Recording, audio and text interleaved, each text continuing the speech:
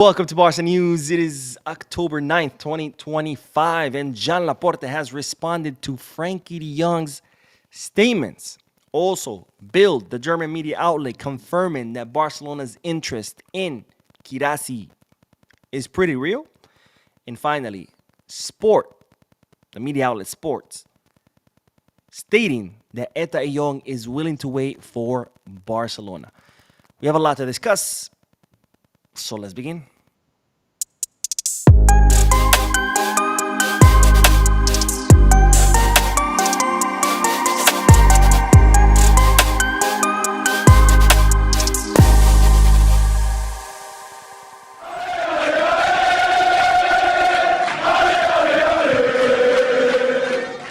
Hello everyone, welcome to the channel. My name is Mo, and if you're wondering why I'm doing this live this late, is because I just finished work. I had an incredibly long day, so of course I didn't have time to film, edit, and post. So instead I'm doing this short live to bring you all Barcelona news. This is not a podcast, so I won't be reading the comments live, but I will read them, of course, once I am done. Now, tomorrow I am leaving town for the weekend. I will be back Sunday night. And as always, when I travel, I'm going to take my camera with me, and I'll be doing short lives like this one to keep you up to date on Barcelona news while I travel, because even though I'm not in my studio, Barcelona news does not stop just because I'm not home. Anyways, let's begin with the news, because as you know by now, La Liga have officially announced that the fixture number 17 between Barcelona and Villarreal will be held instead in Miami, Florida, rather than at Villarreal Stadium La Ceramica. This, of course, comes after the Royal Spanish Football Federation and UEFA approved this move. And there's been, of course, some pushback. For starters, the association or the union of Spanish football players or La Liga players have come out against this. And they're, in fact, going to be meeting with all the captains from all La Liga teams during next week to see what their next move is. But also, Frankie de Jong, he too has come forward against this move. And this is what the Dutch player had to say. I don't like that we are going to play there, and I don't agree with it. It's not fair for the competition. I don't like it, and I don't think it's good for the players. We always complain about the match schedule and excessive travel. For the clubs, it is about expanding their brand globally. That's probably what it's all about. I understand the position, but I wouldn't accept it, and I don't agree with it. So Frankie de Jong, pretty strong on this, saying, look, I understand it's for the brand, marketing, money, blah, blah, blah, but this is not okay. With all the traveling, there's already plenty of complaints about the traveling, the FIFA international breaks, and then you go and add this to it, and this is going to be incredibly long traveling. This is not even within Spain or even within Europe for the FIFA international break. This is all the way across the ocean to the US, then all the way back, plus the time difference, etc., etc. Now, John Laporta did respond to these statements, and this is what the Barcelona president had to say. UEFA and La Liga have approved it, and we will do what is required of us. If they say Miami, we will go to Miami. I respect Frankie de Jong's opinion as a captain, but the club is committed to what La Liga decides. We supported this idea because the American market is very promising for us, as we have partners and sponsors, and we are in the process of moving our headquarters from New York to Miami. So John Laporta is kind of saying like, oh, La Liga told us we got to go there, so we just got to go there. And it's like, that's not really what happened, Laporta, okay? Like, you told La Liga, hey, I want to do this.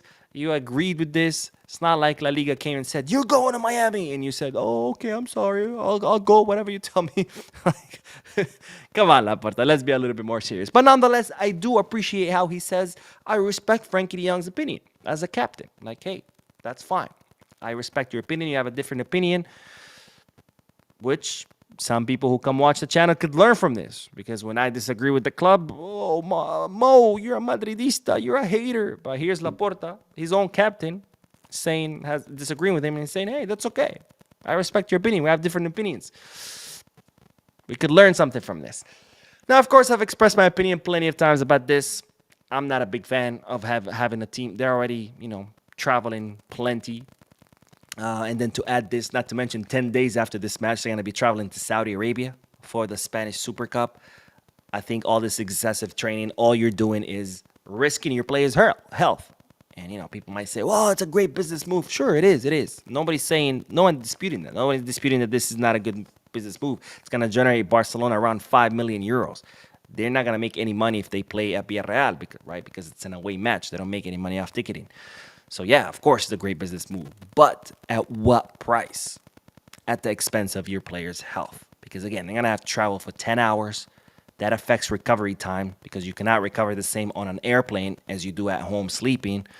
Then you're going to have to adjust to the time change. That affects your biological clock on how things operate within your body when you're at a different time zone. Then they're going to have to fly back again, another 10 hours. It's also going to affect recovery time after the match.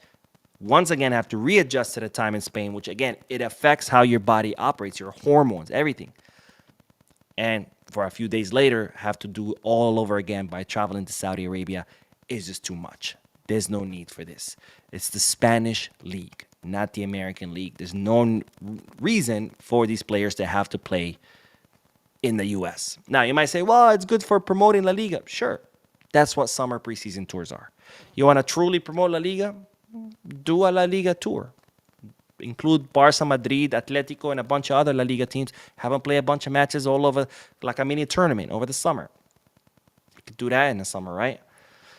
But anyways, now on to the next bit of news, because since we are on a topic of Frenkie de Jong, the Dutch midfielder had the following to say about his contract renewal. Exactly, as I always say, I'm basically going to renew my contract with Barcelona. We are very close, and if there's real news, you'll hear about it, but I can't say anything for now. I hope to stay at Barcelona for the rest of my career. This is the place I wanted to be as a child. Now we have a team with a great future. I want to win the big trophies here. So Frenkie de Jong pretty much confirming the news that I've been telling you, that Barcelona have reached an agreement with him. The only thing that is left is finalizing the small details, because here's Frenkie saying we are very close. So in other words, this confirms what I told you. An agreement has been reached. Frenkie will renew until 2029. He will reduce his salary, which will help Barcelona's financial fair play. And again, it's just a matter of finalizing the small details. And reports are saying that we could see Frenkie putting pen to paper during next week. Of course, we'll see when that happens. But nonetheless, looks like, as Frenkie says, that it's very, very close. Of course, Frankie's contract does expire at the end of the season. So it's kind of like now or never, or Frenkie might end up leaving for free. All right, on to the next bit of news, because the German media outlet Bild, confirming that Barcelona's interest in Serhou Guirassy is very, very real. Now, I told you about Guirassy in several videos. 29-year-old, center forward, doing great at Dortmund. And Barcelona, of course, have put him on the list of possible signings for the center forward next summer, because as we know, Lewandowski will be leaving. And Bild are reporting that when it comes to Barcelona, Dortmund are actually very worried. Now, there's a lot of interest in Guirassy, but whenever someone asks Dortmund about Barcelona's interest, Bild say that Dortmund, the sporting director, people at Dortmund, they get nervous. In other words, Barcelona's interest is pretty real. Now, as real as it might be, I don't think if this is really going to happen. As I mentioned during yesterday's podcast, Guirassy has a 100 million euro release clause. But if it's a top 5 club in Europe, the release clause go down to 65, 100, or 65. I think that makes it very unaffordable for Barcelona. Of course, 65 is a lot more affordable than 100, but nonetheless, it's still a pretty hefty price. And honestly, for me, I would not pay 65 million euros for a 29-year-old. Nothing against Guirassy. I'm sure he will be a great signing, but 29 years old, you're exiting your prime years.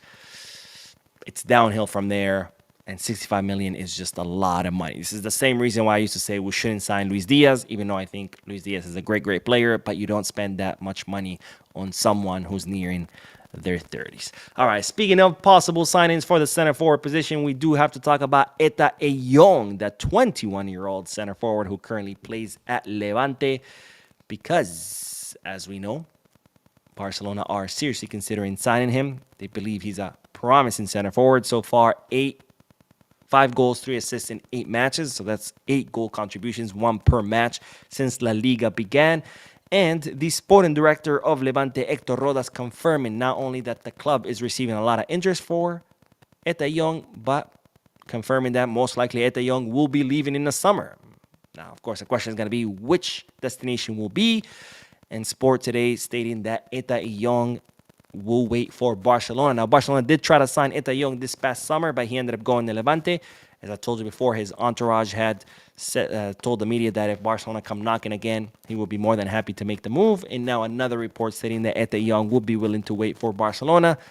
Of course, we're going to have to wait and see. One thing is to say, oh, yeah, I'll wait. Another thing is once clubs come knocking with big checks, we'll see whether that remains the case. Anyways, that is all the news for this live. I went live a few moments ago. If you haven't seen that one yet, make sure to check it out. Again, I'm traveling this weekend, but don't worry, I will be making short lives to keep you up to date on all Barcelona news. Don't forget to hit the like button, subscribe to the channel, drop a comment. I'm going to go to sleep because I got to be up in 3 hours to catch a flight at 7 a.m. Hopefully I can sleep on the plane, but I will see you guys tomorrow during tomorrow's lives. And as always, Visca Barça.